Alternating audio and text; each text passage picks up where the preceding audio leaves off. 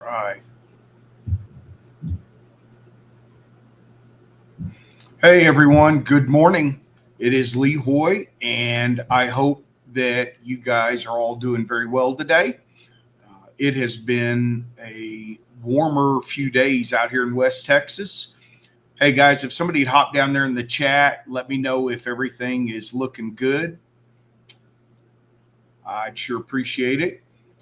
I should be live. I think my mic's going on. So here's to hoping that everybody is having a good day.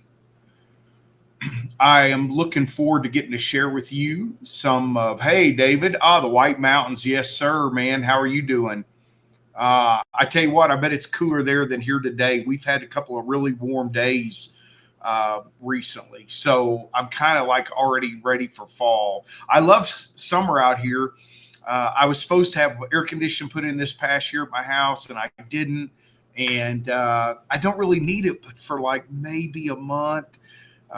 So it's like, it's a lot of money. I got a portable one in my bedroom. So, but it's still been beautiful. We've actually had some nice clouds and a little bit of light rain. So things have greened up. Hey, George, good morning, bud. Good to have you. I hope everybody is excited today. Oh, Philly, man, look at there.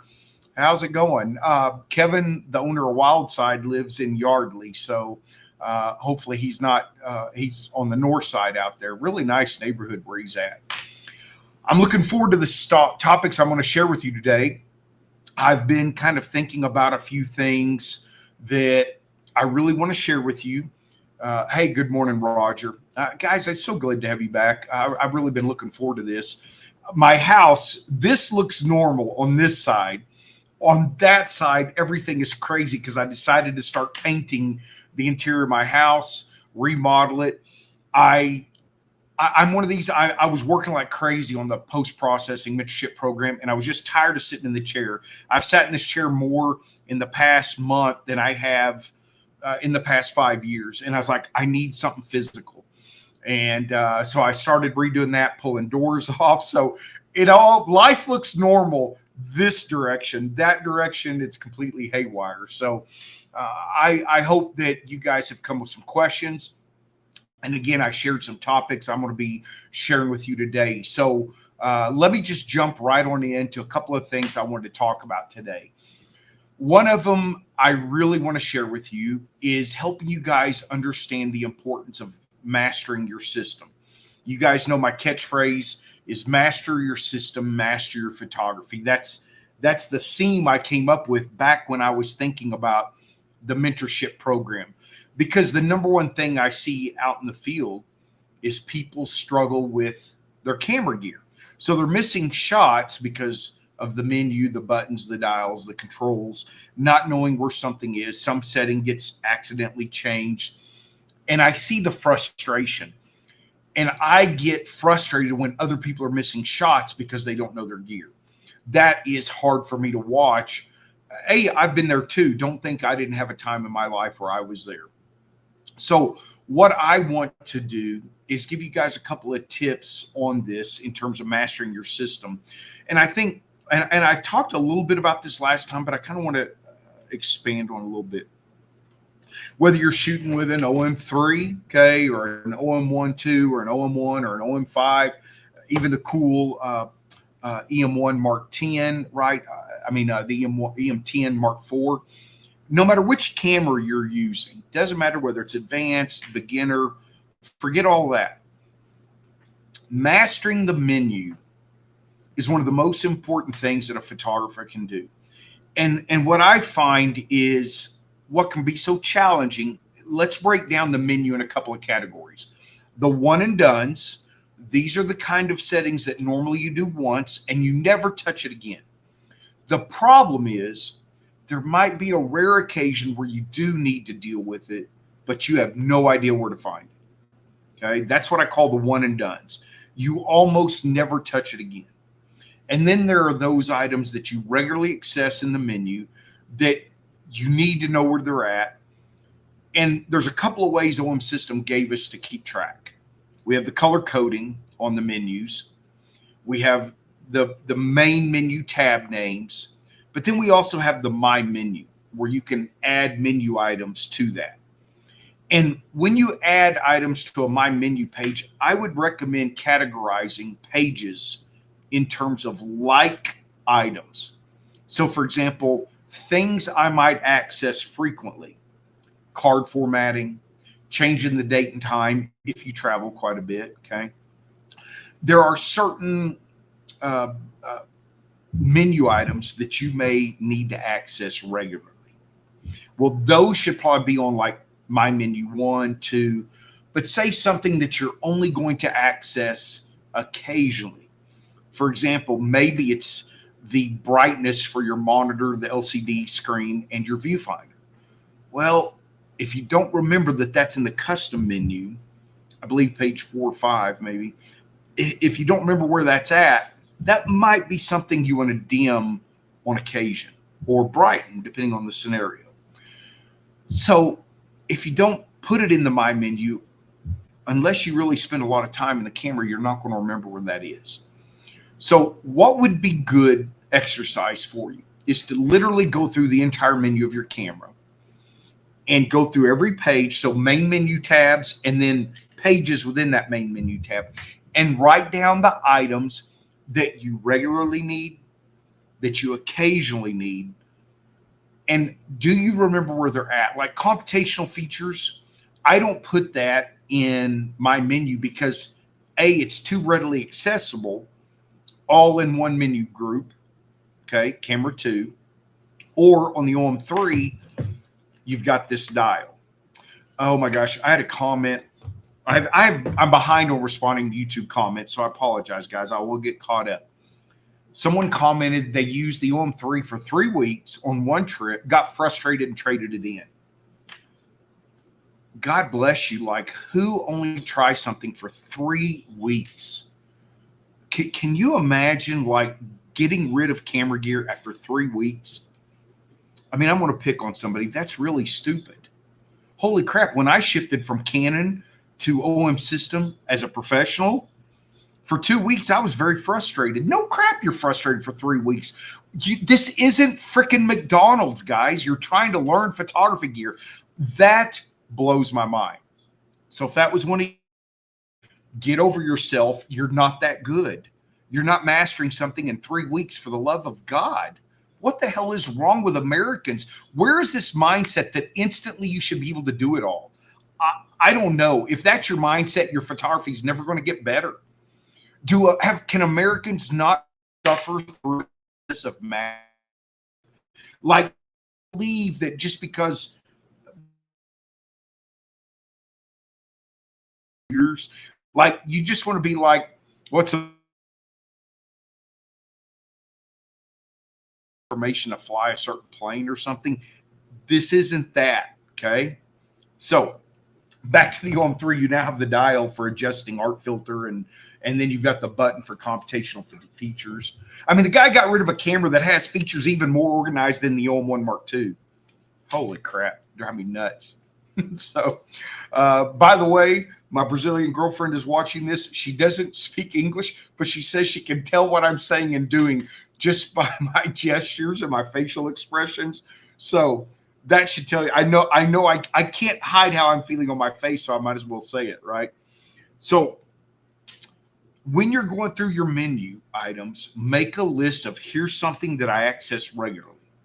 And I can't remember typically where it is. Here's something I access on occasion, and I dang sure can't remember where it is. And then create your My Menu based off of that. All right? That's very important. Because when you're shooting night sky or macro, I went out on my cliff the other night. I needed to photograph. I've not photographed much lately. I was jonesing to get out. And I went scrambling on my cliff at night, which I've not done. And there are several places on my cliff. If I fall, I'm dead, or I'm going to be seriously injured and lay there and die because nobody will know where to come find me. Okay. The challenge is this, like, so I'm having to scramble on rocks on a cliff, plus put myself in position for macro photography, focus and everything. I need to focus on my safety even more so than my camera. So the ability to be able to make adjustments with one hand while I'm holding onto a rock with another is critical. I got some really cool shots. I've shared a few of those on my Instagram and Facebook stories and Instagram posts. I mean, I did 16 image focus stack of a cicada on a rock that in a position where if I fell, I'd have been done for. But I love that kind of stuff. It was beautiful. It was a peaceful night. This is, I want to tell you that understanding fieldcraft, I think, is incredibly valuable. And I talk about that all the time. And I'll talk about some of that today. Understanding compositional rules, understanding contrast, color, black and white, but also being able to make adjustments quickly and getting to the information you need quickly is critical in the field, especially for wildlife and macro. But night sky, guys, it's dark. Sometimes you're standing in areas where you don't want to be stepping around a lot. And God forbid the constant flipping on of headlights and flashlights messing up images. You got to get this stuff down. And the more time you invest in getting it down, the more you're going to see your photography improve and the more fun you will have in the field. Because remember, we're doing this for fun. This should all be about fun, right? But the more frustrated you get, the less fun you're normally having. All right. So that's kind of something about mastering your system I wanted to share with you this morning. The reason being, if I could help you understand, the whole reason I created the mentorship program is from what I saw people struggling with in the field. And I got frustrated for them, missing shots, missing once in a lifetime kind of opportunity. So if you're missing those, that's why you don't have your system mastered. Because the creative side of photography is challenging enough. If the tool is complicating the situation, that's not good.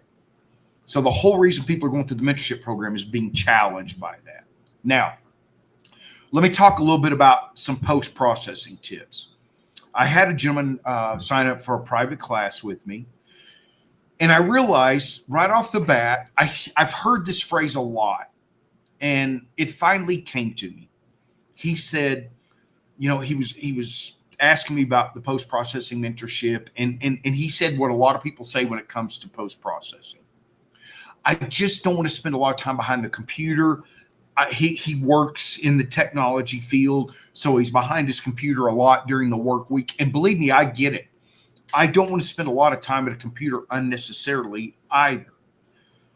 But here's what you got to understand. This is the analogy I came up with. Think about disciplining children. If you never had children, I had two. You can invest a lot of time in discipline when they're younger, okay? And then when they're older, you're going to have a lot more fun. Or you don't invest a lot of time in discipline, which sounds like most Americans when you observe kids out in the public now. We have free-range children, I think, which is great for chickens, but it ain't great for toddlers in some respects. You can ignore investing time up front, but as they get older, you have a lot more problems. So you're going to invest time there, deal with cops or trouble at school, whatever it's going to be. So here's what I need you to understand when it comes to post-processing. You have two choices on investing your time. You can invest a lot of time up front so that when it comes to post-processing images, you're not spending a lot of time.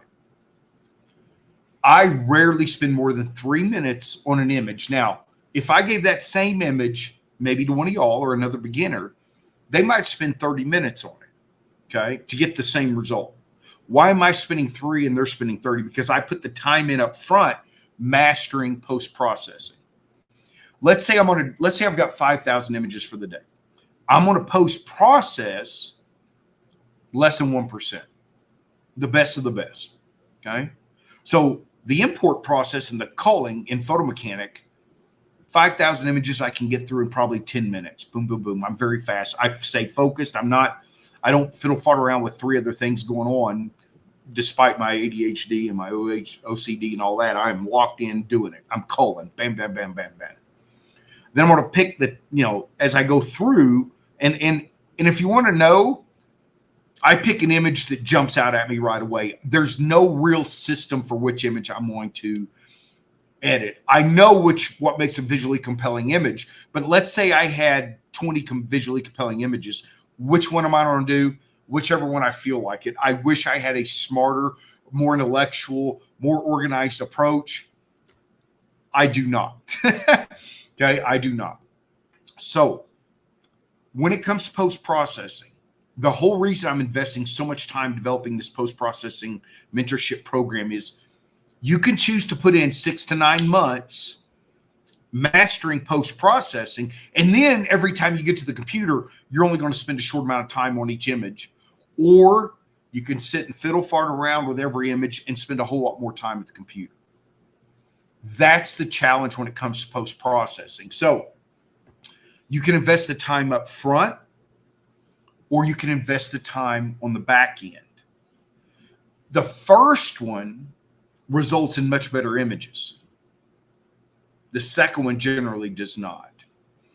When I judge photo contests, 80% of the images I see could have benefited from someone who mastered post-processing. I have seen images that I would have picked as a winner had they been post-processed correctly, but they weren't the best image because they lacked the post-processing. Maybe it was due to cropping. Maybe it was due to masking and dodging and burning in the right places. There's a variety of reasons it could be, but 80% of the images need better post-processing, okay? Huge issue with most images. I can tell you professionals master post-processing. I know one that likes to say they do this stuff right out of camera. There's still post-processing going on in camera. Don't fool yourself. There's nobody that takes a picture and then shows it to you. There is post-processing. If you're shooting in JPEG or TIFF, there's a lot of post-processing going on. You're applying a color profile. There's all kinds of stuff. So I hate when people try to talk that they don't do any post-processing. A raw image, it has to be post-processed. A TIFF file is getting post-processed in camera. Do not think for a minute that somebody is avoiding it. That's nonsense, okay? So this is what a couple of things I want to throw at you when it comes to post-processing. I have a lady that's going to be helping me on workshops. Her name's Kelly, and super sweet lady. She lives in Austin. She's going to partner with me on some stuff. And she had taken an image. She's a portrait. She's coming from the portrait world and, you know, shooting people, portrait work into wildlife, landscape, because that's really what her passion is. And she'd shot a bear in Yosemite, I think at ISO 12, okay, 12, what is that, 12.8? Yeah, 12.8. And she noticed it was noisy, and that was bothering her. And I said, well, have you post-processed? Have you run it through DxO? No. I said, well, that's like pulling a cake out of the oven at 10 minutes and wondering why it's still sloshy. It's still batter because you haven't cooked it. You haven't post-processed the image. She's coming from the portrait world where you probably never shoot below ISO 400, right? So you have to understand what all has to be done to an image before it's done. I never look at an image and judge it in terms of noise, sharpening, contrast, vibrance, clarity until it's been post-processed. I can tell by looking at whether or not it's going to be a great image. But I'm not judging whether or not I should post-process it based on those things. Because it's like looking at a recipe for a great cake, right? Or a key lime pie, or whatever your favorite is. I love being able to judge an image without having post-processing. Like I don't know. I think my mom wanted to have girls because I can look at a woman, I can pick out great fashion. I could probably do it for a man. That would just feel weird. But I can do it. I can look at your body shape and I say, this looks good on you. Boom, boom, boom. Accessorize, bam. Because I think my mom wanted to have girls because she taught me all about that stuff. Interior decorating, I'm not going to talk about, yes, I know y'all look at my interior decorating style for my house is Natural History Museum, brother. I know the colors, man, it's going to pop in here. Like this is old person kind of brown and tan. Like this is where you walk in, the colors they initially chosen here. This is where you walk in and smell a nursing home. It doesn't smell like that, but that's the colors, right? Man, this is going to be black and white and gray and red, like after swallowtail gull, my favorite bird in the world. That's where the colors came from, literally. So you got to be able to look at something for what it can be, not what it is. Too many people judge an image on what it is in terms of without applying the post-processing, but I can see it with the post-processing applied before it's done. That's important to understand. Another thing to master post-processing is if you're using Lightroom, master the filter bar. Okay. There's a lot of power in that filter bar to be able to get to the images you want to get to quickly. And that will save you a lot of time. Here's my third post-processing tip, okay? Develop a flagging, rating, and labeling system that makes it easy for you to find the images you want to find. So develop a flagging, rating, and labeling system that will help you find the images you need to find quickly. I don't have time to labor around in Lightroom trying to find the image I wanted. I need to be able to find it quickly. So I color label red are images that I know I'm going to post-process. Red is absolute going to be post-process. So I can pick all the red images for a day, run them all through DxO Pure Raw, 5 at once because I've got a powerful newer MacBook, right? And I'll be good. Okay. So that is something, those are some mastering post-processing tips.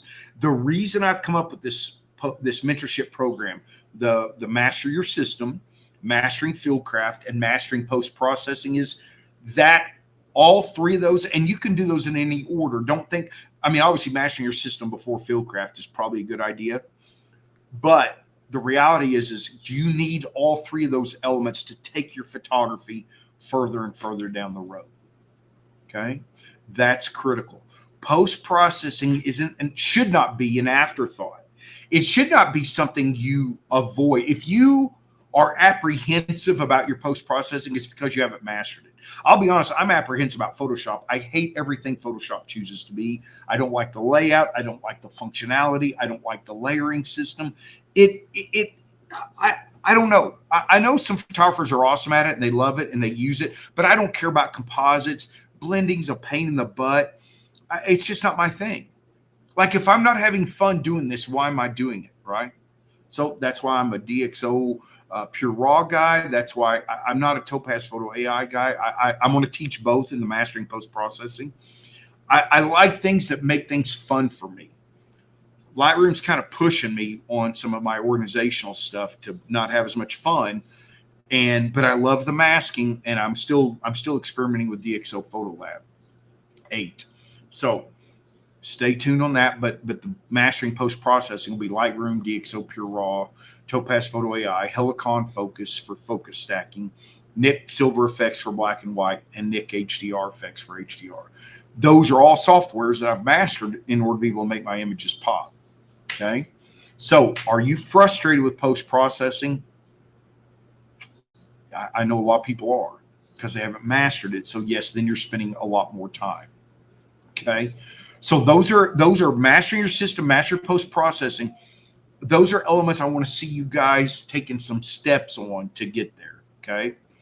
And I'm going to I know you guys have a couple of questions out there. Let me give you guys something to be thinking about for your questions or concepts.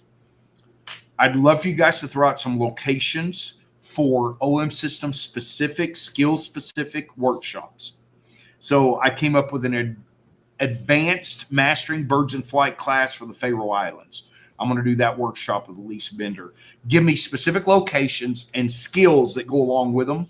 So that's something to be thinking about. I'd love some of your ideas on that. Here's some other questions I would like for you to come up with. Post-processing specific challenges, okay? What is something you struggle with knowing specifically in post-processing? And here's another suggestion for some questions. Some specific real-world outside fieldcraft questions. Something you're struggling with getting close to or how to shoot. So those are some prompts for questions I would love to get from you guys this morning, okay? Let me give you guys some overarching fieldcraft tips. All right. Oh, before I do that, I did a thing. I'm excited. I got 2 new lenses. The 17 1.8 version 2. And I got the 25 millimeter f1.2. And y'all may be thinking, okay, are you going to use those for wildlife, landscape? The 17 1.8 will be perfect for panoramics, particularly night sky. That's the maximum focal length I will shoot at for night sky, is basically 35 millimeter equivalent. 35 millimeter equivalent is great for night sky or daytime panoramics. That's a really good focal length. But I got those two lenses for photographing Easiana. So Chemo Easiana, she's probably watching this, and love you, sweetie. So I got those for street and portrait photography. I want to push myself in learning portrait, A, because of Easiana, and B, I think it's going to help me think even better about angles and animal poses as well. So I'm pushing myself to learn about posing, exposing. I'm going to be honest. I think once I get some portrait work down, I'm not trying to pick on portrait photographers, but you're in complete control of your subject. I think it's going to be so much easier once you master posing and lighting, indoor lighting. I think that's so much easier than wildlife, because you're in complete control for portrait work. Again, I'm not an expert on it. I'm not saying it's easy, but I think it'll be very easy compared to wildlife. Okay. So let me get back to the fieldcraft. One of the things that my father taught me really well being outdoors was to look for, here's a big overarching concept, abnormal patterns in nature, or patterns that break up normality. I remember sitting at a picnic table in Big Bend National Park with my ex-wife at, it was probably 10 or 15 minutes after astronomical twilight. So it's pure dark. And so the starlight, it's amazing how much light stars provide, like when you're in a completely dark sky and your eyes get adjusted, but still it was dark. And we're sitting at a picnic table and I'm waiting to hear elf-owl or western screech owl. And I look over, I hear an elf-owl, and I said, oh, there it is in the middle of that tree. She goes, there's no way, it's pitch black. I said, yeah, it's sitting right there. I could it was in a mesquite tree, and just by the starlight, I saw a shape that didn't fit the branches of a mesquite tree. So I got a flashlight, got my camera, took a picture, and said, there it is. And she was like, how did you see it? I go, well, it was a pattern that wasn't normal in the tree. So abnormal patterns in nature should be investigated. And it helps not just to necessarily be looking for anything, but to know what you're kind of looking for. Is it a bird? You know, I had a friend say one time that trees are 90% air, but birds can find the 10%. So as you're standing there looking, I noticed there's two different approaches. Some people are constantly moving. Well, when you're constantly moving, a lot of subjects will remain perfectly still because they see your movement. I believe it's better to pick a spot and scan intently for that abnormal pattern. And then a subject might turn its head, it might fluff its wings, it might shift its weight, it might crawl, it might slither, it might do whatever it is you're looking for. Let it return to its normal behavior, and your odds of seeing it are going to be much better. But FOMO, fear of missing out, drives you to be like a 3-year-old on crack and Monster energy drinks. I think you're better off finding things by actually remaining still more, observing and letting think about an owl's head as they look. That movement is going to trigger you. Now, if you're looking for an owl in a cottonwood tree during a 20-mile-per-hour wind, you're in the wrong place, because that's going to piss you off. There's nothing worse than trying to find a bird in a cottonwood tree with windy days. Go find something fun to do. That is not fun. If I'm looking for a snake, like a lot of times, like a coach whip, which is our fastest snake in North America, they crawl about 7 miles an hour.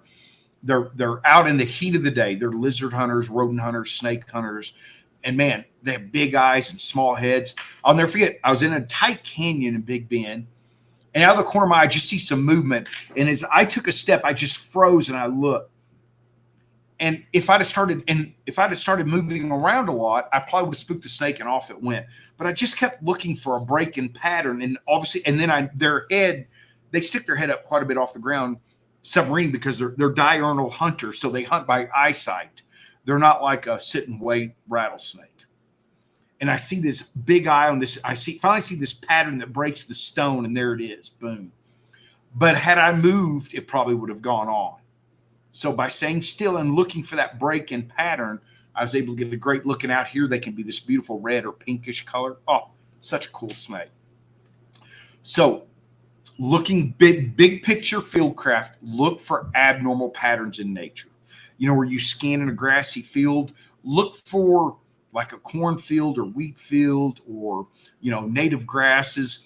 Look for something that's slightly denser than the grass. Even if it's down a little bit low, look. So that pattern in nature could be caused by density or a slight change in light, right? Check it out. If I'm out looking for frogs on the forest floor in Costa Rican jungle at night, I will walk, and I found a crested forest toad, you know, at night sitting still. My client said, well, how'd you see that? Well, they have this crest on the top of their head that blends in beautifully with the leaves.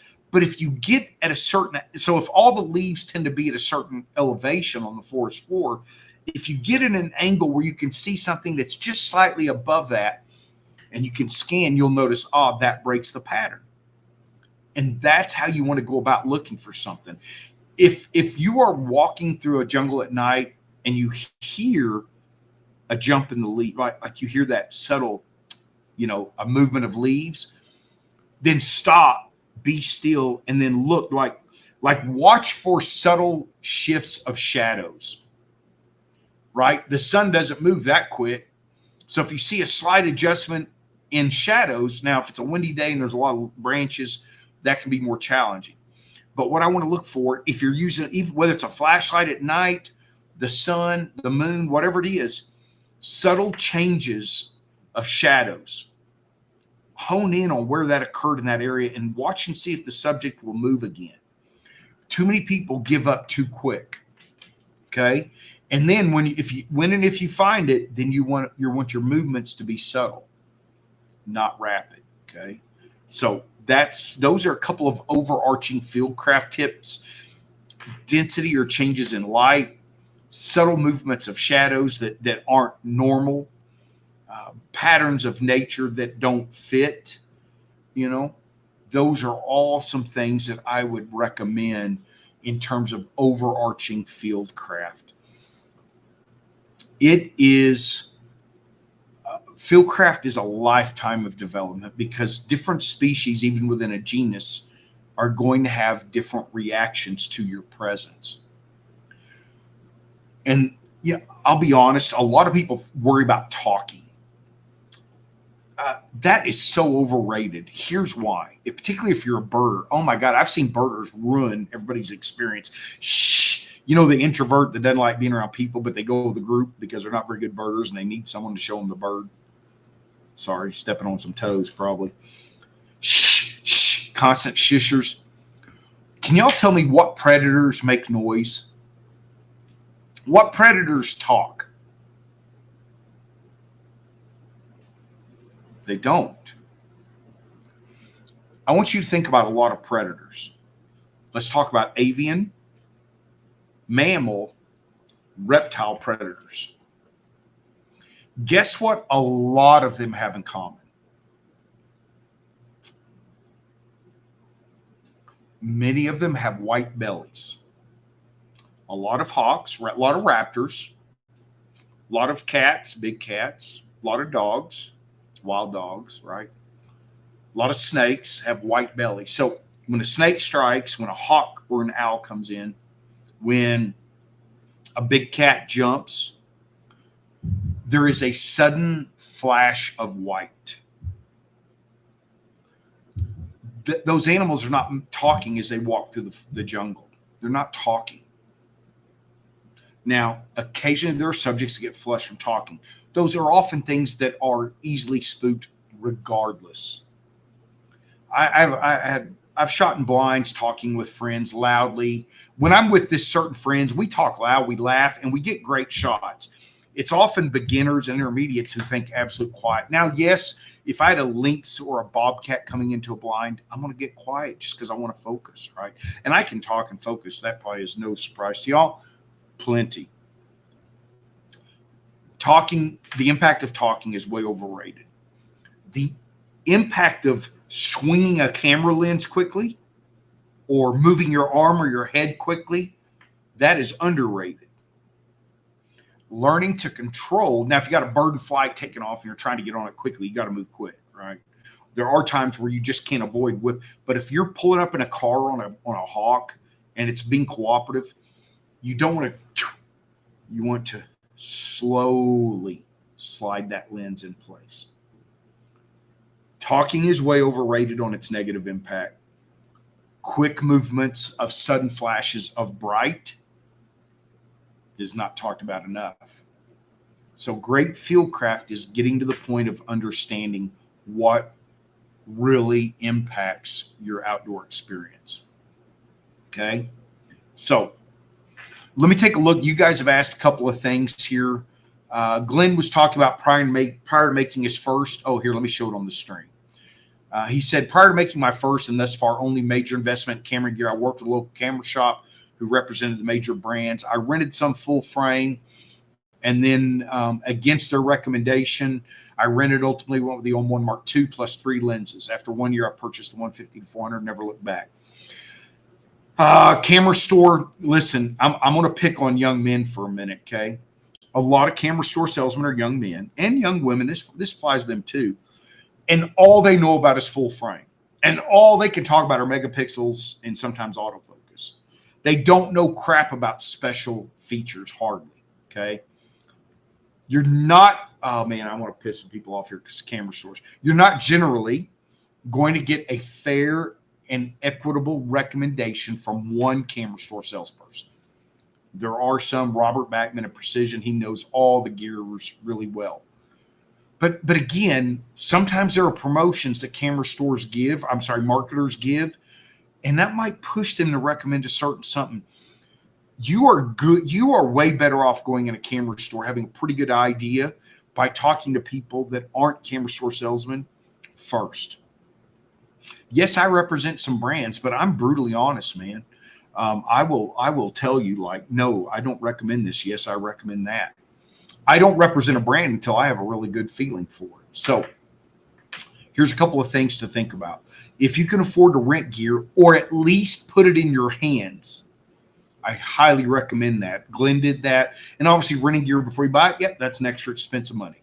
But I like, as I say all the time, photography is nothing but time and money. Okay. So very important. I like to have gear in my hand.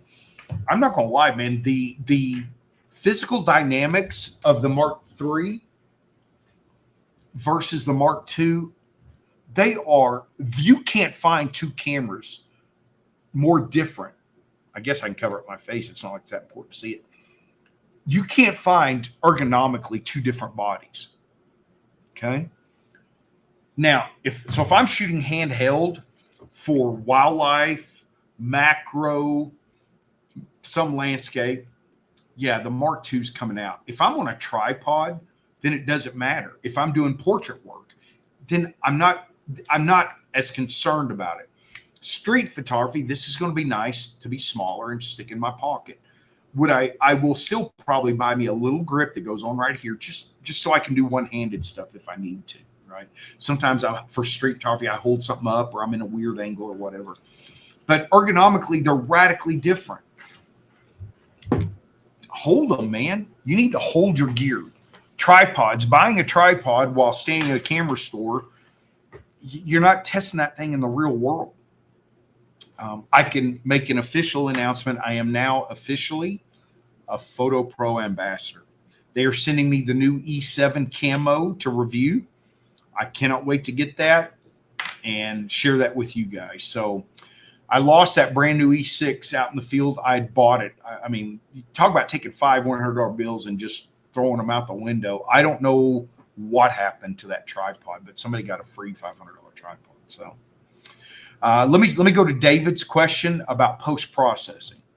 Speaking of post-processing and noise, will DxO Pure 5 clean up anything above ISO A upper limit of 50/25/6? Yes, I have run some ISO 40,000 and higher images just to see. It will clean up anything. Now, will it make it look good? Once you start getting even higher, you really got to have proper exposure, very sharp shots. For me, ISO 25,600 is good enough. I've shot a few above it. I don't know that I'll ever need it. I guess they come out higher and it works great. Yes.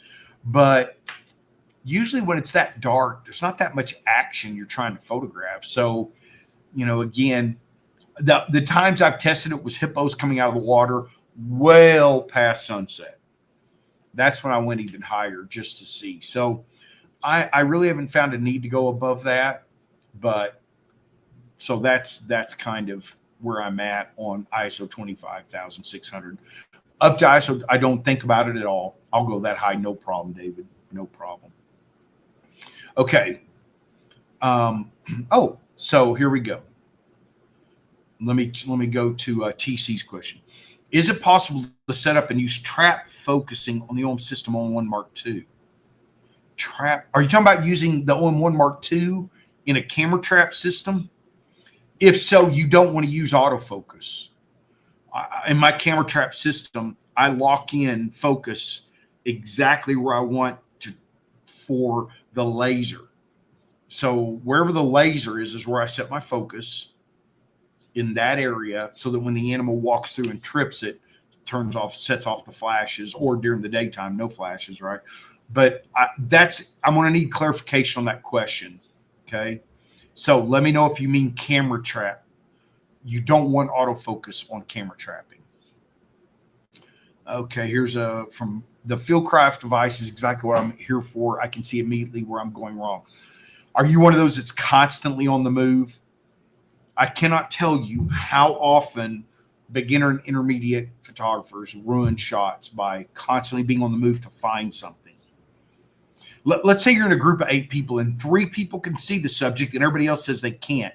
What happens is everybody wants to come to where those people can see it. I would rather put myself, which way is it moving, and then get set up for a potential good shot. If you already know you can't see it because there's other people there, then just be patient. I know that sucks at times, but that just happens in groups. If you're by yourself and you are constantly fiddle farting around, if you're going to move, think about moving like a predator. Think about moving like a predator. How often do you see predators just lose their shit? They don't. They don't. If you think about like go watch some discovery shows. Now, honey badgers, that's just honey badger doesn't give a shit, right? They don't care. They know they're going to tear up anything and everything whose path they come across. So don't photograph like a honey badger. Photograph like a leopard or a jaguar, right? Or an ocelot or a bobcat. Okay. Think about that kind of approach, putting themselves in position. That's when you see younger lions mess up the hunt because they don't have the skill yet. Okay. So let me throw out a couple more fieldcraft things for you. Let's say I'm crawling up on a lizard with a wide angle lens in Big Bend. A couple of tips. Like if you want to go see greater earless lizards in Big Bend, if you are just walking randomly through the desert and you see one, that is one of the fastest lizards. You will never get close. Forget it. It'll be even hard with a long lens. But if you go to a pullout, great spots to photograph daytime amphibians, daytime lizards, is pullouts. I photographed one of the rarest lizards in California at a public bus stop out near Palm Springs. I was 8 feet off a sidewalk. I'd gone to a reserve where they used to be found. They disappeared from there. And I learned from a local, go to the bus stop. And I was like, well, yeah, they're acclimated to people at the bus stop. Where people are regularly, they get more comfortable. Same thing's true for road runners. Road runners in a campground, a picnic area, they're more used to people. I've had them walk right through my legs. So when you start, so you're going to crawl. If you even try to, I'm talking about crawling on my belly. If you try to hunch over to get close to a lizard, it's probably not going to work. But if you crawl, The last couple of feet, I don't crawl my body. I reach up, like let's say I'm using a Mark II. I'm not going to use a OM3. So I'm going to press the button right here to turn on the viewfinder so I can see it in the back. So again, I can adjust my ISO. Whoops. I can adjust my ISO, my shutter speed on the back, and aperture all with one hand. So I can press the ISO button and spin the rear dial. I can adjust ISO on the front and shutter speed on the back. One-handed. And I'm going to slide that. Now, even before I start sliding it, I'm going to meter off the lizard using live highlights. Okay. And then I'm going to slowly extend my arm forward. And now I'm going to, now again, this is wide angle. You're not extending one arm with a 150 to 400 probably, but you could put it on the ground and slide it forward slowly. Okay. So in the Galapagos Islands, I'll be there in July. We have the lava lizards. And there's particularly on Espanola Island, there's this one beach, and the males there have these really pretty orange heads and pretty bodies. On the sand, it's never been easier, man. I will lay down, I will hold my camera up like this, and I crawl with this arm and push with my feet. And I can get within inches. But the last foot or foot and a half is I'm not looking through the viewfinder. Oh, there we go. Yeah, that's a good technically. Is doing this with my camera, extending it forward. Okay. So you've got to learn when you can move forward or when your gear can move forward. So that's why I like being able to make changes one-handed. So lizards, yeah, you can get close, but you're not going to walk up close to most lizards. You're going to have to crawl. If you're on a beach and you want to get, within 6 feet of a turn, a goal, you got to crawl. You can't even walk hunched over. You have to crawl. Okay. And you're better off going to an area of a beach where there's not a lot of beachcombers, because they don't normally give a crap. They just walk right through the birds. Not even though you're laying there photographing, I have it happen. I prefer to drive down like at Potter Island National Seashore. I'm going to drive well past. You need the proper vehicle. I'm going to drive well past beachcombers. I want to go find birds that aren't near other people. Okay. That's important. Fieldcraft with woodpeckers, right? If they're on a tree, put another tree trunk between you and the bird and let it be a blind and then lean out. Many people try to walk up on a woodpecker when it can see you. Then all they're going to do is move to the back of the tree. When they move to the back of the tree, you walk quickly but quietly. I tell you what all of you need to practice on is how to walk without making noise. My God, you cannot imagine. Everybody's worried about talking. Meanwhile, you can hear them walking through on a road, dragging their damn feet. Like, really? That's the sound a predator can make. When it pushes off gravel, when it pushes off granite, crushed granite areas, like where granite rocks are all busted up, when they push off of leaves, that's the sound a predator will accidentally make sometimes. So learning, even though I'm a bigger guy, I can walk dead quiet. Learning how to put that heel down and gradually lower your foot, right? Learn how to maneuver stealthily. Again, watch how predators do it. Okay. Let's see here. Let me get to another question. So David said, for non-moving wildlife using CAF. Well, David, first, if you do back button focus, CAF is all you ever want to be on. Plus MF. I like CAF plus MF so I can tweak with focus peaking. Should you focus on the eye with single autofocus target mode or somewhere else, such as head, neck, body, using small, cross, mid, or large autofocus target mode? Okay, guys, let me clear up for autofocus. There are only 2 autofocus point configurations. I'll say 3 that I use for wildlife. There's only 3 for wildlife, not macro. I create some custom ones for macro. If I have subject detection turned on, in the majority of the time on the OM1, I have all autofocus points. If I'm in the OM1 Mark II, I create a custom one that is almost all. The engineers tell me I shouldn't use all. I'm not really sure I agree with that. So I created a box That's not quite all, but it's as big as possible. And here's why. If I'm using subject detection, I want the autofocus points closest to the eye to kick in first, which means I want all of them on. So wherever the subject enters the frame, that, or if I'm framing it, that's the one I want to work first, is the one near the eye, assuming the eye is large enough to detect. Okay. Now, there are certain situations where maybe it's because there's multiple subjects, like a herd or a flock. Maybe there are leaves or branches that are grabbing focus. Then I'm going to use the FN lever. By the way, if you've programmed the FN lever to turn your camera on and off, I cannot think of a bigger waste of a feature on your camera. That is ridiculous. How often do you turn the camera on and off? You really telling me this is a pain in the butt? Oh my God. I had somebody, and I'm not trying to pick on them too hard. Well, I am trying to pick on them, but programming the FN lever to turn your camera on and off is a stupid waste of a feature. Was that direct enough? Okay. So by switching my FN lever, position 1 is either all on the OM1 or the largest box possible without it being all on the OM1 Mark II. And then I move to position 2. It's a small, not single. The single is too freaking small for wildlife photography.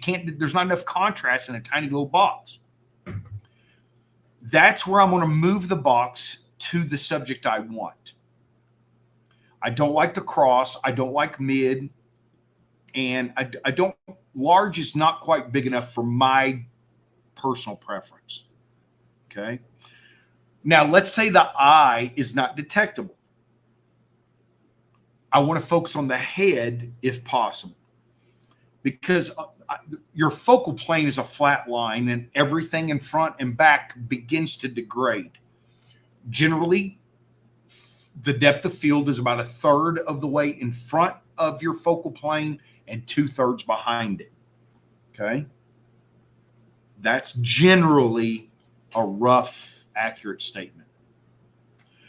So I'm going to try to focus on the head. There are not many images I take where the head isn't of some importance in wildlife. So the single is entirely too small. So there's single and small, and terminology matters. The single should never be used for wildlife photography. It is too small. The small is good enough size where you can generally put it where there's some contrast. Don't need to work cross. I never use cross. Don't use cross. Don't use mid. Don't use large, really. I create a C3, which is almost all on the OM1 Mark II. And this may change in the future depending on technology, but that's what I currently use. So I don't create a different world for non-moving wildlife and moving wildlife. What that tells me is you're setting yourself up for failure because you think you need something different from moving and non-moving wildlife. Forget that. Great wildlife photographers need to be ready for action at any time. I hope that helps. I hope that makes sense. Okay.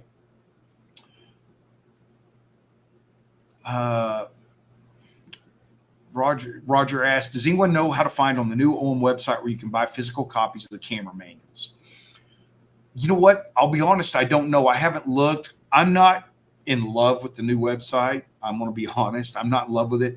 I feel like it's actually sometimes things are a little harder to find. That's probably not going to make some people happy. I don't know. I have not had a chance to peruse a lot. I looked at it to buy the new lenses, but I really haven't messed with it much. Maybe I'm not giving a fair analysis. I'll go back in and look at that. And I'll look and see where that is later, but I'm not sure where that is. So if someone knows, if you would post in the chat so that Roger can find the answer to that. I like a PDF. I don't want a printed manual for myself, but oh, David, I like this. After watching my YouTube channel as well as OMs, you switched. Oh, that's awesome. I'm glad you're enjoying it. You know, I get some trolls every now and then on my YouTube channel, and I don't care what someone's opinion is. You can do things differently. I don't care. I'm teaching what works for me and what works for a lot of people.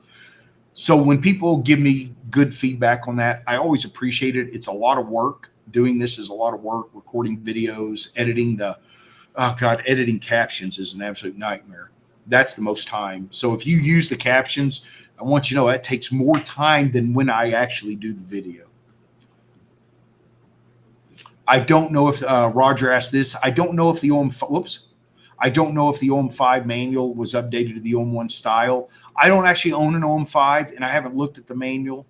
I probably should to help answer people's questions. I should. Do you have OM Workspace for post-processing or just updating firmware? I don't like OM Workspace. I don't even like how it's laid out for the firmware updates. I'm brutally honest. Here's what I would say to Canon, Nikon, Sony, and OM. Don't be in the business of building post-processing software. That's not your job. It's not your role. I love that you can see your autofocus point. There's a couple of things in OM Workspace that are awesome, and I wish other companies would incorporate those. That's not their main thing. I don't. I hate our firmware update system. I've said that so many times. I hate it. I hate it. I hate it. I hate connecting my camera to a phone. I hate connecting my camera to a phone. I hate it.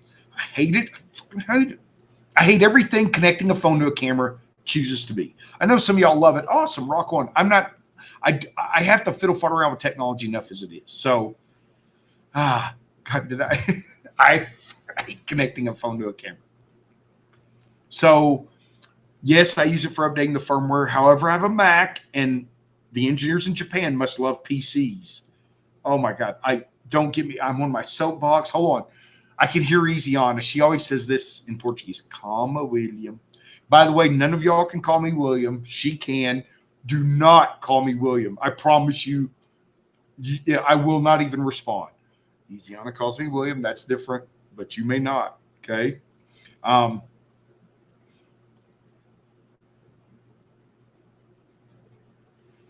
I guarantee I can compute. Daniel says he's never not used auto ISO. You're using one of the worst features ever on a camera. I can compute ISO better than the camera every single time. You've got to purge that belief in your mind. That's nonsense. That's probably one of the most nonsensical statements I've seen on my YouTube lives. And I don't want to hurt your feelings, Daniel. It doesn't matter how much money something is spent on. You got to understand that. You got to understand that. You have live highlight alerts. The camera is stupid unless the sun is directly over your shoulder, shining on your subject. I can outcompute ISO better every single time, and I've shown that on here. So if you haven't watched where I've actually shown you the images of how poor it exposes, you're going to spend a lot of time fixing images because you're not exposing to the right consistently. So doesn't matter how many frames you've taken. I can take I've taken over 1 million frames in auto ISO. It does not work. Does not work. It doesn't work. I've proven it over and over again. Come out with me in the field, whether we're doing landscape, macro, flat, doesn't matter. I will prove to you it doesn't work. It doesn't work. It does not work. It's only because you're lacking knowledge that you think it works. I assure you, it does not work. It doesn't work. And I can outcompute ISO I can look out right now at the amount of light and tell you what ISO you need to be at to photograph at 1/2500th of a second for wildlife photography. Plain and simple. Okay. Plain and simple, guys. Auto ISO does not work. Doesn't work on any camera well. And it will only work moderately well when the sun is directly behind you, shining on your subject. So if you want to shoot in the same lighting condition all the time, rock on.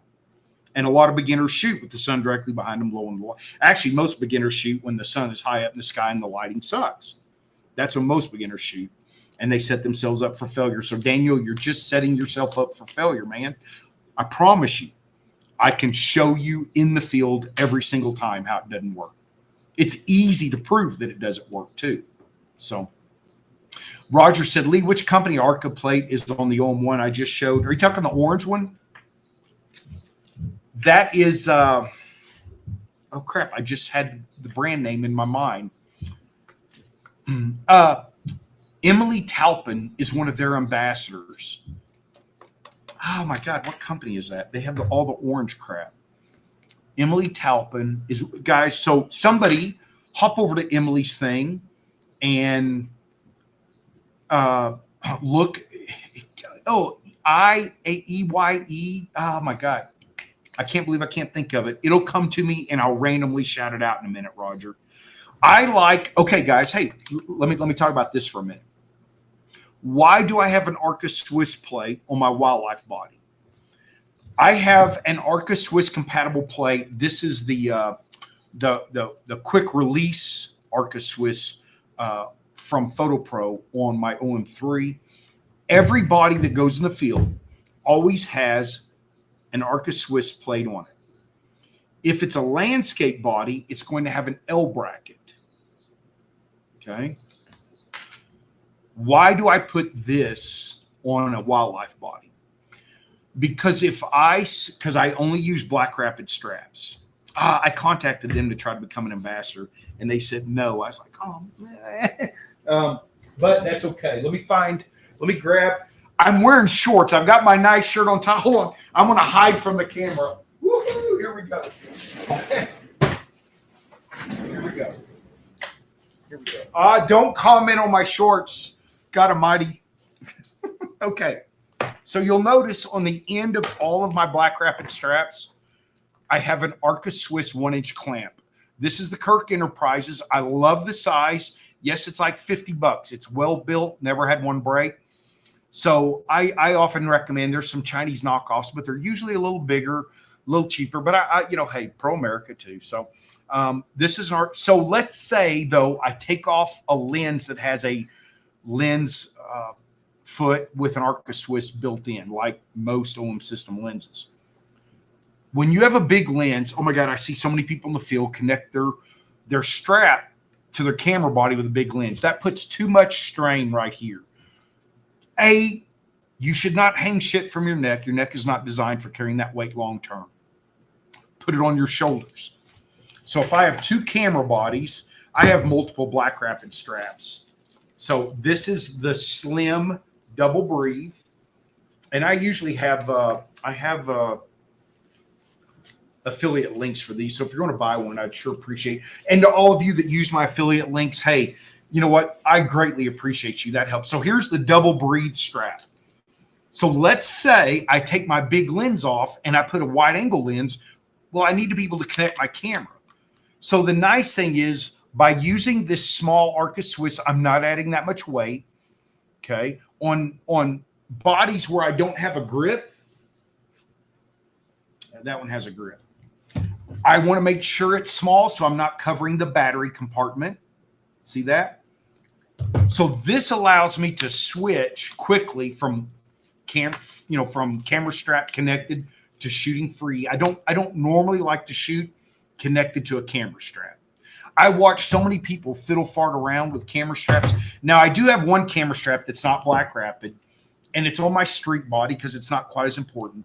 And this was a Christmas gift from my daughter, my grandkids, and they put Papster, so Papster. Woohoo! See, I'm Papster. So they put Papster on this. So this is sentimentality, not necessarily functionality. But if I'm doing street photography, I'm not going to have it around my neck. I'm going to do it like this. Okay. But that's for sentimentality and street photography.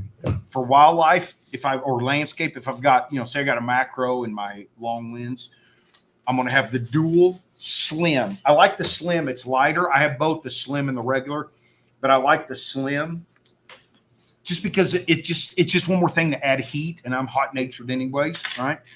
So you want the small, put it on every body. Okay. This is Benro. That's a Benro. Doesn't matter. The key is you don't want a lot of weight as opposed to my landscape body. Currently, I have the Atoll D. I'll be honest, there are some things about like it blocks the front, so I can't get to the front buttons, which I don't really use, so it's not that big a deal. PhotoPro is sending me their new similar product to test, and I'll probably be recommending that because as much as I love this, but there are some features about it. It just blocks things. So I want to test the other one. But my landscape bodies are either going to have an L bracket or one of these. And I'll be honest, I kind of like these better than an L bracket. L brackets are pretty expensive too. They're kind of crazy in price.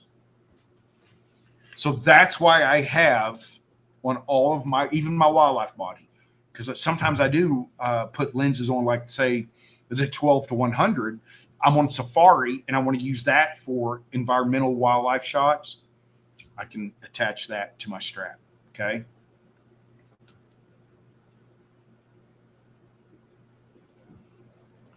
So I was going to come back at you about the FN lever, but then I turned my camera on and let it sleep. I don't need to flick the FN lever all the time. Damn it, Lee, stop being right all the time. I'm going to copy and paste that comment about being right. No, I'm not right all the time, but that is such a waste of the FN lever. Think about this, like you were buying, like in the OM1, the OM1 Mark II, even the EM10 Mark IV, which is the beginner entry, is very advanced. Holy crap, that thing's got a lot of features. The power of these cameras is in the customization. That's the power of this, okay? So the customization of our controls is what makes this tool so powerful. And when you yield control of a feature to something that isn't that important, you're relinquishing power. So on off, which I only do occasionally, that's a big, this lever is easy to do with big gloves on. The FN lever is fairly easy, not as easy as the big one with gloves on, right?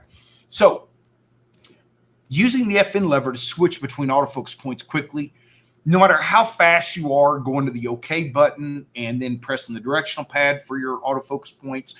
If you program the LFN button on a lens, none of those are going to be as fast as flipping this switch. Okay? Plain and simple.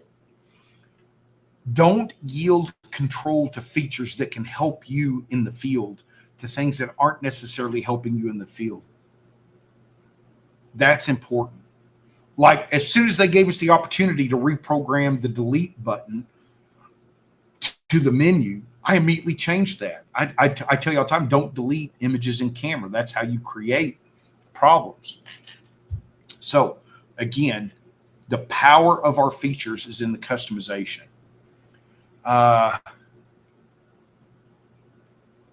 Yeah. Okay, so Roger asked me this. Which OM Olympus bodies do I have in my inventory? So I have currently 2 OM1s, 3 OM1 Mark IIs, an OM3.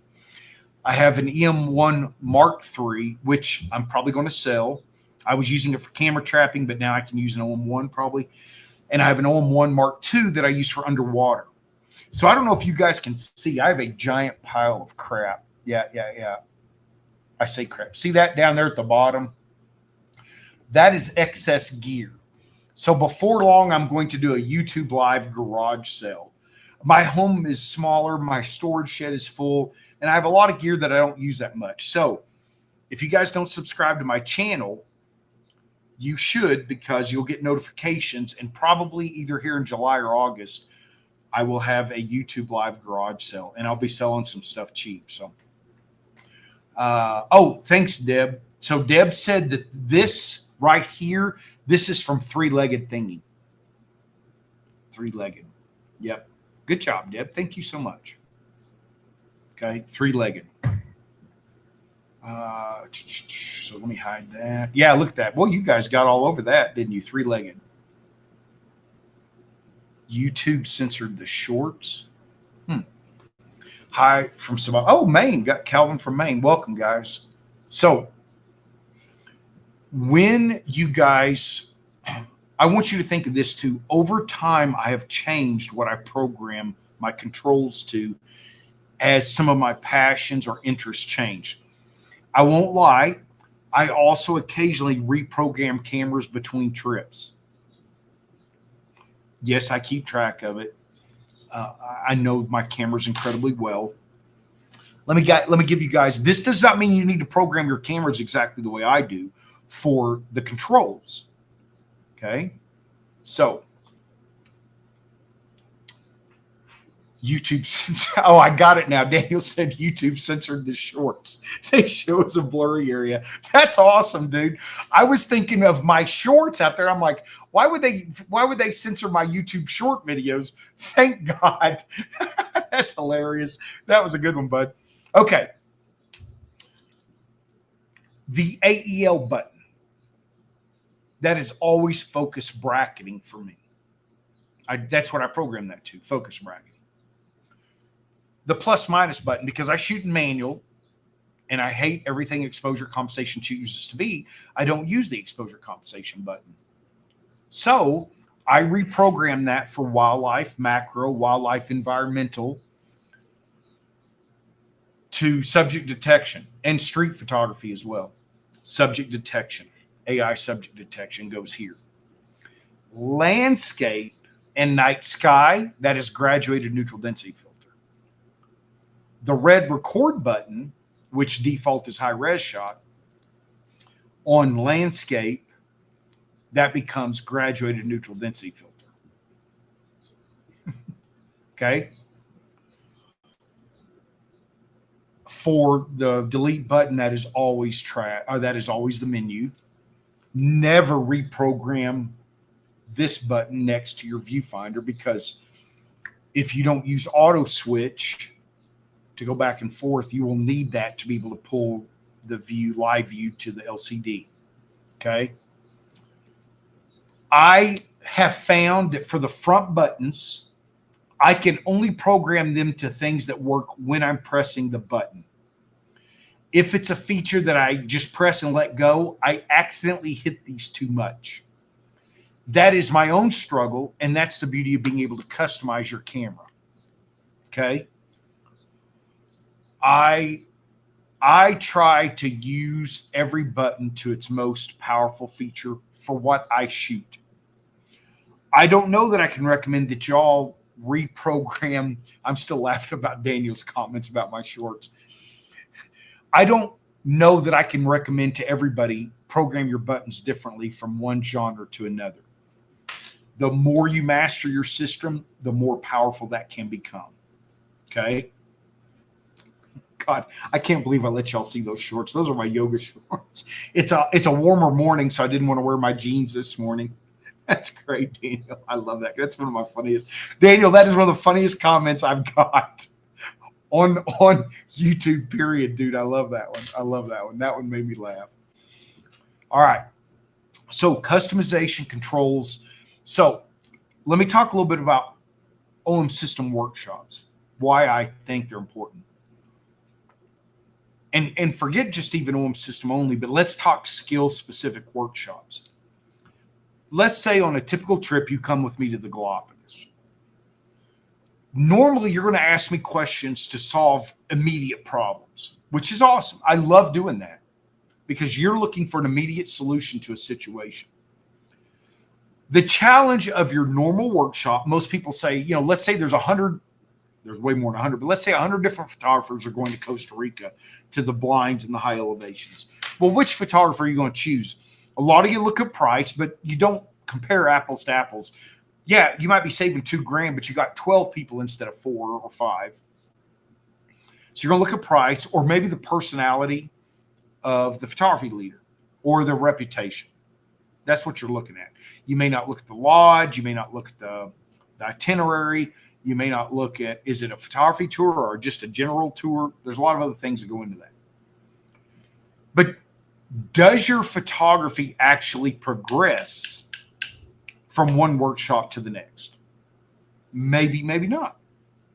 Because like you go to the Galapagos or Africa, it is overwhelming on your sensory system, the number of subjects, the action, the overall experience. I mean, all of those places and destinations just blow you away, right?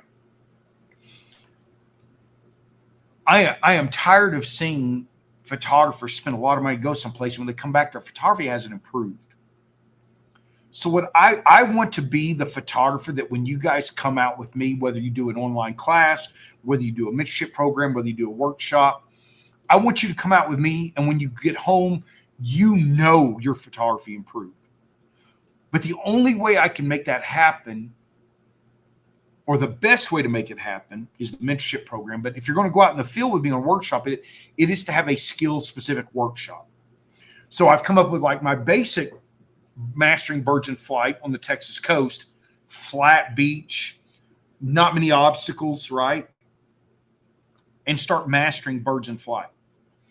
But I love a challenge. And the Faroe Islands has been one of my favorite bird and flight challenges to date.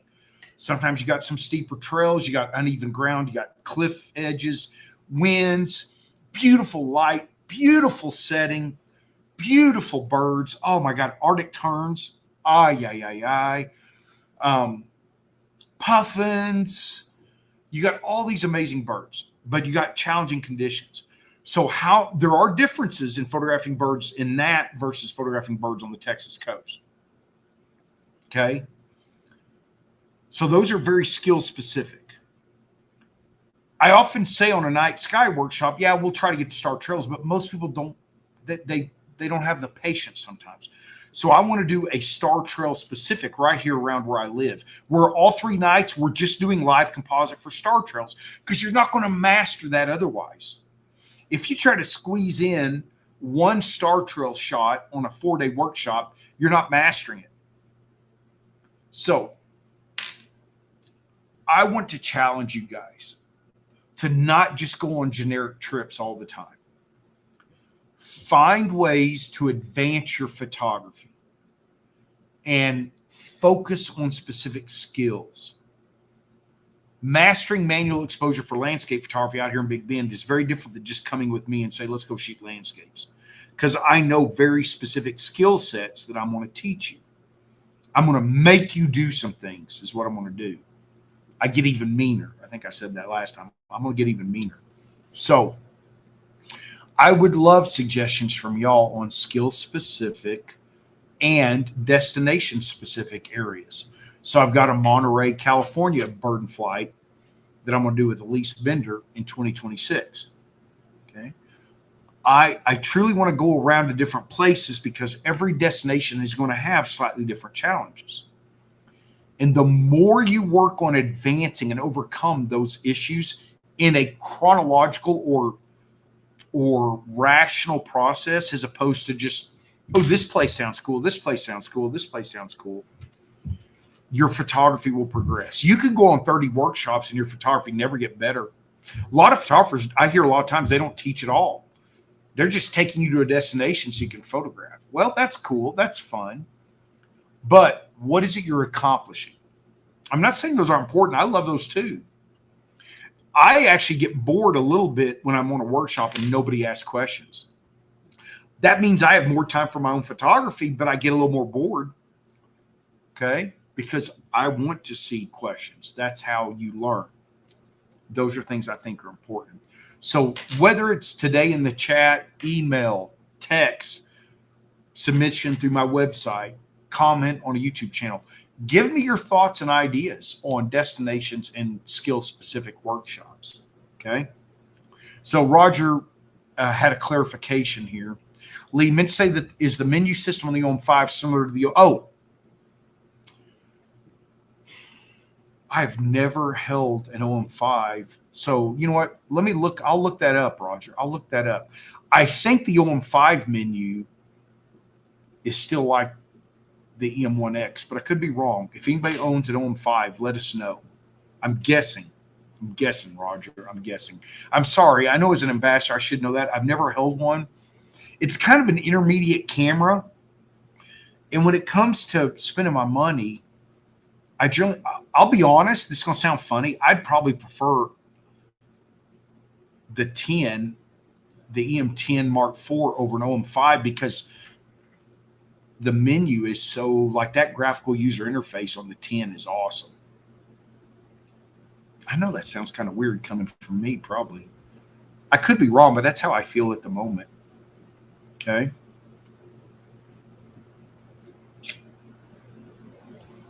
So let me hop back into fieldcraft. Y'all want me to hop back into fieldcraft for a minute? One of the things about approaching birds is learning when you can move ahead and when you can't. Okay. Say you have an area near home where you go a lot. You'll begin to learn that even within a species, sometimes you'll come across an individual that is being much more cooperative. And that's when you should take a lot of images. I see a lot of photographers waste time trying to pursue an uncooperative subject. That all that does is frustrate you. I know maybe it's a bird you've never seen before, or it's a pretty bird or whatever, but learn when you're only going to frustrate yourself. And normally an uncooperative subject doesn't appreciate being pursued. Just ask any man that's tried to ask an uncooperative woman on a date. Okay? Don't pursue him further. So the reality is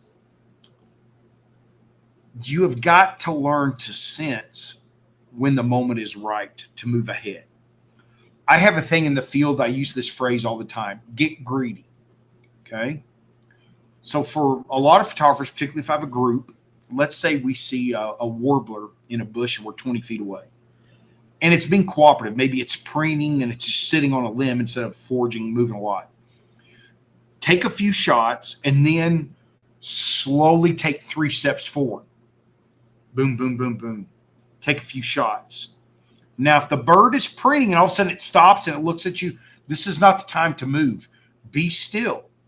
It's saying, I'm alert to you and I'm looking at you.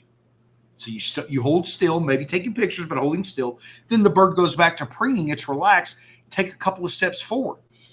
But do so either looking through the lens or with your eye on the subject so that if it stops preening, you can stop. So that's my process called getting greedy. Get a couple of shots, get closer. Now, obviously, you want to do this safely, not endangering your subject, okay? You still want to be ethical about it, but it's called getting greedy. Now, sometimes getting greedy means you have to get down low. Maybe you have to use something as a blind, hiding behind a car, hiding behind a tree, hiding behind a bush. Doing the things that help you move where you're not spooking your subject. That's important. Another thing to do is get to know species that tend to fly out and come back. Dragonflies, damselflies, flycatchers, peewees, right, in the flycatcher family, kingbirds. Sometimes even woodpeckers or nuthatches will do what we call, they'll sally forth, grab a bug, and then they come right back to the same perch. How many of you drop your camera when it takes off? Don't drop your camera if you know it's something that tends to come back. Dragonflies, damselflies, sometimes robber flies. Oftentimes, though, if they fly off to grab a bug, they go to a different spot. Not always, but sometimes. Dragonflies, damselflies, and certain species of birds fly off and they come right back. You can get some great landing shots, some great takeoff shots, both for dragonflies, damselflies. Okay. That's an important fieldcraft knowledge. I see people drop their camera and they start to move. I'm like, no, it's coming back. Okay. Just be patient, slow down, focus on the shot. Thank you. So Joseph said OM5 menu is the older menu. Okay, good. I thought that might be the case because I think I heard someone complain about that one time, that it was the older menu like the EM1X and not the newer one like the OM1 Mark II. Thank you, Joseph. I appreciate y'all. When you guys go out and get answers to things, I always appreciate y'all posting that for other people. That's very helpful. So Roger asked this: what is the cure for crawling around fieldcraft for those who might have bad knees? Yoga. I'm not kidding you, bud. Yoga, you'll say, I can't do it because I've got bad. No. You can't afford not to. You cannot afford to not do yoga for bad. The reason you have bad knees, the reason you might have a bad back is because the muscles around those are not strong enough. That's a lot of times a problem. I cannot tell you the difference yoga has made on all of this for me. You might say, well, getting in yoga positions is painful. Y'all see behind me right there? let's see. No, I'm going the wrong. Well, this is harder than it looks. That right there, those are knee pads for my yoga. Sometimes I need them. They're from Manflow Yoga. They're flat. They're broad. There's certain poses where even with a thick, I've got two. I've got a cork yoga mat from Manflow Yoga, and then a black kind of cushiony one. Both of those are, even though they're softer, the core is the coconut. The cork mat is thicker and a little harder. I use knee pads, and I'm not talking about wearing like masonry knee pads. I'm talking about those pads under my knees. You have got to strengthen those knees and your back, and yoga is the best. It's low impact, very helpful. And Manflow Yoga, I don't get anything from them. They'd say I'm an ambassador. I'm not paid. I'm not getting any discount. Go to Manflow Yoga. Listen, you could be 400 pounds and overweight and in horrible shape, and he has beginner programs I 100% assure you can do. I was 88 pounds heavier when I started doing it. You've got to strengthen those knees. So go photograph on beaches or where the ground is softer for a while. But the best solution is help get rid of your bad knees. And you have to strengthen the muscles around those, but you don't want to do it through weightlifting. That's going to be too high impact. Try yoga. I promise you guys, trust me. I was a doubter too. But there's things you can do that are going to make it so much better for you. So roll your yoga mat out near a couch to help you get up and down, whatever you got to do. Life's short, man. Life's short. I promise you, just try it. I think sometimes you'll have like a $1 7-day. Just try it. I promise you it will work. I promise you. I was a CrossFit trainer. I've lifted heavy. Just try it. It will change your life. Manflow Yoga. And ladies, about 25% of the people that do it, 25% of his clients are women. The great thing is it is staged. You find one of his beginner programs.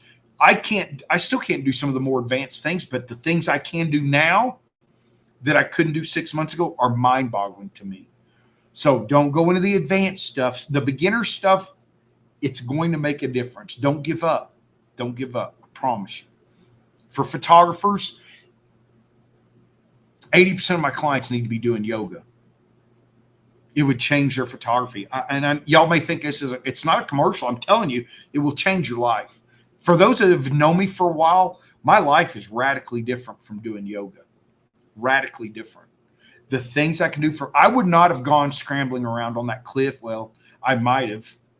Oh, let's be honest. I probably would have at 88 pounds heavier, but I sure wouldn't have been able to get some of the shots I got. But Manflow Yoga, carnivore diet, completely radically changed my life. Completely. So strengthen those knees, bud. Strengthen those knees. All right. So let's talk about macro at night. I love going out here on my property. You find completely different insects or much more cooperative subjects at night than you do during the day. Okay. So at night, there's a couple of things I recommend. Oh, I should have had them, but I wasn't planning on talking about this. I love Streamlight rechargeable flashlights. I will add those to my YouTube. I might have them on my YouTube affiliate links. If not, I'll add them. I have a headlamp I love that's got rechargeable battery that sits on your waist that is very good. It's adaptive. It's Bluetooth, and it will adapt. Like if you look real close at rocks and the light's reflecting back, it'll dim. The reason I don't often like a headlamp at night is you're just drawing bugs right to your face, and nothing's worse than moths or whatever getting in your mouth or your ears or whatever. So I prefer to use a flashlight so I can hold it away from my face. I do sometimes use a headlamp. Kind of depends on where I'm at and how. When I say buggy, I'm not swatting and panicking because that's how you get stung or you bust a blister beetle on you. No, I just don't. I have a thing about bugs in my ears from stories that entomologists have told me. You do not want a bug deep in your ear. Trust me. Or flying up my nose or my mouth, which happens every now and then. I hate that. So I prefer a flashlight, Streamlight, rechargeable, small but powerful. Plus, I normally have a rechargeable lithium on top of my AK diffuser for macro, which adds some light. But I often want to be able to scan a bigger area with my flashlight. Okay, that's important. So when I'm at night looking for subjects, moths, certain insects spiders will reflect light back. Looks like little diamonds on the ground or on the branches. If you see those little diamonds, those are moth eyes or spider eyes. So that's a great way to find subjects. Okay. Another thing is oftentimes when a light hits something, it'll shift its position. If it's subjects that tend to be jumpy, immediately take your light off of it and make sure you don't want to put the light back until you're ready to photograph. So the longer you put light on certain nocturnal subjects, the more likely they are to leave. So if you spot like an owl, we don't want to just constantly shine light in its face. But you find an owl, great. Drop the flashlight, make sure your settings are good. Take a couple of shots, give it a second. Don't stand there for an hour peppering an owl with shots at night with flash. I will take flash shots of owls, but I'm not going to overdo it. I don't want to just stand there. And I've had birders gripe about my flash while they stand and hold the flashlight constantly on the owl. That's silly. Okay. So if you find a subject and you see the lights make it, just don't keep it on there the whole time. Venomous snake, make sure you're being safe. I keep my light on it because it's not being disturbed by the light, probably. Also for my safety. Or a highly venomous spider, I'll probably keep the light on it, right? Wandering spider, something like that. So here's a good question. So Roger says, so night macro in Massachusetts, what should we expect just around our yards near woods? Some really cool moths, okay? If you want to create a black light station at your house, that's a great way to get subjects. Now, I don't photograph them on the sheet. I'm not photographing subjects on the sheet. So for moths, you know what, Roger? You just triggered some questions that I will put in my next YouTube live that I'm doing from Brazil. I'm going to do it while I'm down visiting Isiana in Curitiba. I will actually give some demonstrations on collecting insects at night to put them on a good perch or branch or base, whatever it might be. But moths are going to be cool. You can find some spiders.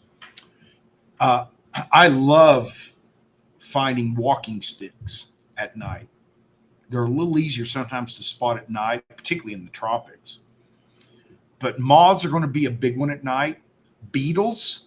So if you have logs, to be safe, if you're in an area with venomous snakes or scorpions, never put hands where you can't see them. There are companies that manufacture snake hooks. Some of them have what they call field hooks. Okay. These are stronger than a snake hook. Many snake hooks would break if you try to lift up or lift a log or bark or a rock. You should never slide fingers under a rock or a log where you can't see. So a field hook is stronger. I have one. I'll bring one in the house one time and show y'all. I can hook it under the leg. A field hook will lift a 100-pound rock, assuming you're strong enough to pull a 100-pound rock up with it. And you also need to make sure you learn angles. We don't want to drop a log or a rock back on a subject and hurt it. So you need to spend some time learning this. Lifting up rocks or logs. Once I lift it up and look, I will then grab the log or rock to hold it, and then I might collect things under it. If you do that, please return said subjects to near where you found them. Okay? If you relocate a rattlesnake a couple of miles away from where you find it, it probably won't survive. They've just done studies, they just don't survive. So we want to be, if we are collecting subjects to photograph, let's be considerate and put them back where we found them. Don't take something to an area that it's not found and let it go. Maybe sentencing it to death could cause an invasive species problem. Let's be smart. So I will show y'all some good techniques for collecting mackerel. If you're in the Central Texas area, coming up in 2 weekends, I will be doing a mackerel workshop at Round Rock Studios. So Round Rock Studios, If one of y'all already know that link for me, if you go to Round Rock Studios or my webpage or whatever, there's a link showing that area or a link to that workshop. I think it's 3 or 4 hours. I'll be talking about macro. But I will show y'all some techniques to collect but not hurt. Obviously, for moths, we got to be super careful, right? Beetles and things. There's ways to collect things without causing harm to them. So setting up a blacklight station is awesome. Really cool. Things fly to it. I will collect them and then put them somewhere to photograph. Do this in the tropics. My home in Sanderson, Texas, I built a permanent blacklight station. I don't have one here. I can literally, from right here, I'm looking at an observatory, the McDonald Observatory. I could get $1,000 fine for having a bright light on all the time at my house. And I don't want light pollution. So I haven't built one here. I've done a temporary one. I'm a little more cautious because I want to be respectful. But if I didn't have an observatory in direct line of sight, I would probably build. I may still build one, but I'd build a roof, a little cover to keep the, and I would point the light straight down. You got to be careful where you're at. And you can build portable ones. So portable blacklight stations are awesome. But that's a great way for collecting.